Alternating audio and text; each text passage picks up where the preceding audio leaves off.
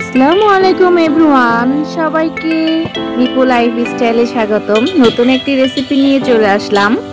কুরবানি তো গিয়েছে অনেক দিন হয়, বাট কুরবানির মাথার মাংসটা এখনো খাওয়া হয়নি, রেখে দিয়েছিলাম।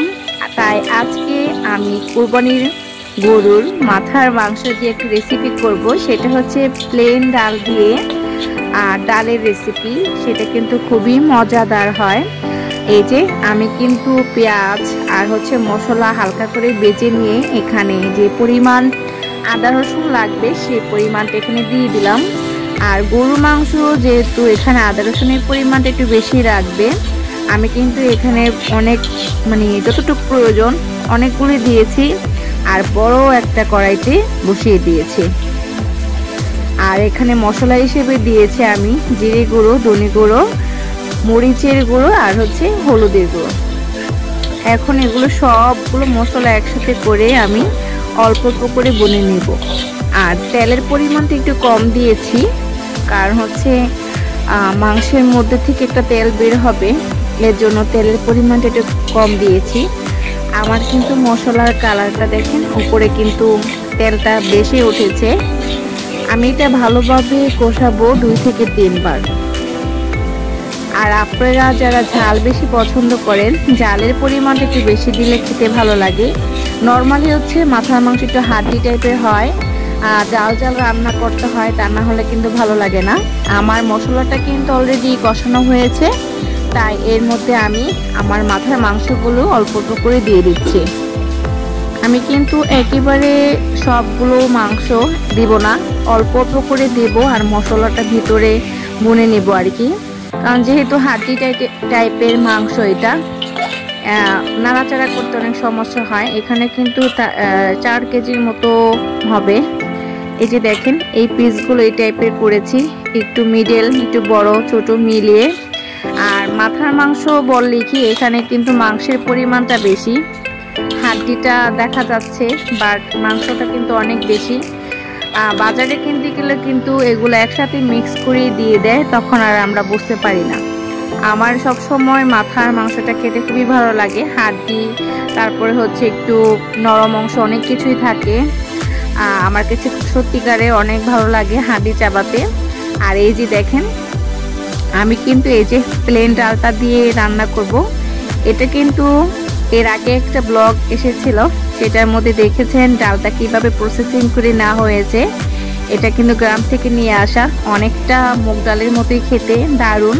জানি না আপনারা বাজারে পাবেন কিনা, যারা গ্রামের আছেন তারা অবশ্যই চিনবেন প্লেন ডাল, আর খেতেও খুব দারুণ হয়। এই যে দেখেন, আমার মাংসটা কিন্তু এখানে কষানো হচ্ছে, আর এর থেকে কিন্তু অনেকগুলো পানি বের হয়েছে। আমি কিন্তু আর ঝোলের পানি এখানে দেইনি। খুব সুন্দর একটা অ্যারোমা আসছিল, ভালো লাগছিল। আসলে ভিডিওর মাধ্যমে যদি আমি অ্যারোমাটা সবাইকে দিতে পারতাম যে কোনো রান্নার, আমার মনে হয় ভিডিওটা আরো বেশি হিট হতো। আর এই যে দেখেন, কষানো হয়ে গিয়েছে। এর মধ্যে আমি আরেকটু জিরে ফাঁকি দিয়েছিলাম, লাগবে তাই। আর এখন ডালটা দিয়ে দিচ্ছি। এটা কিন্তু প্রায় আমি আধা ঘন্টা ভিজিয়ে রেখেছিলাম। এই যে আমার মাংসটা কষানো হয়ে গিয়েছে, এখন ডালটা দিয়ে আমি একটু নেড়ে চেড়ে এর মধ্যে ঝোলের পানিটা দিয়ে দেব। আমার ডালটা কিন্তু অলমোস্ট এখানে দেওয়া হয়ে গিয়েছে, অল্প অল্প করে। এখানে আমি প্রায় ½ কেজি মতো ডাল ইউজ করেছি।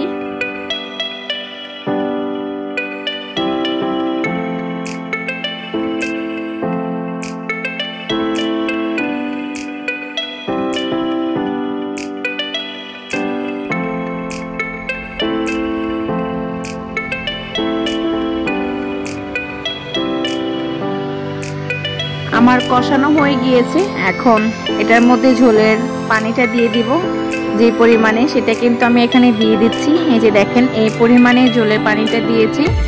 আর একটু লাগলে দেব, যাতে ডালটা সিদ্ধ হয়ে যায়। আর আমার মাংসটা কিন্তু অলরেডি সিদ্ধ হয়ে গিয়েছে 80% মতো।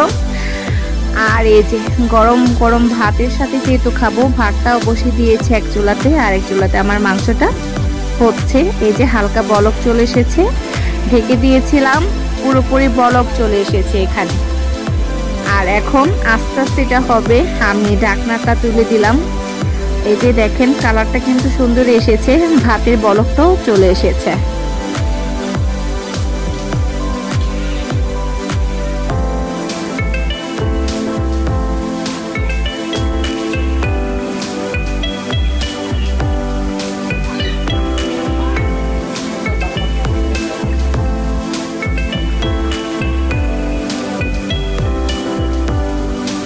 মাংসটা কিন্তু অনেকটা সুন্দর হয়ে উঠেছে, কালারটা আমার কাছে ভালো লাগছে। বাটা মশলা দিয়ে রান্না করলে কিন্তু আরো ভালো লাগতো খেতে, বাট শরীর ভালো না থাকার কারণে করতে পারিনি।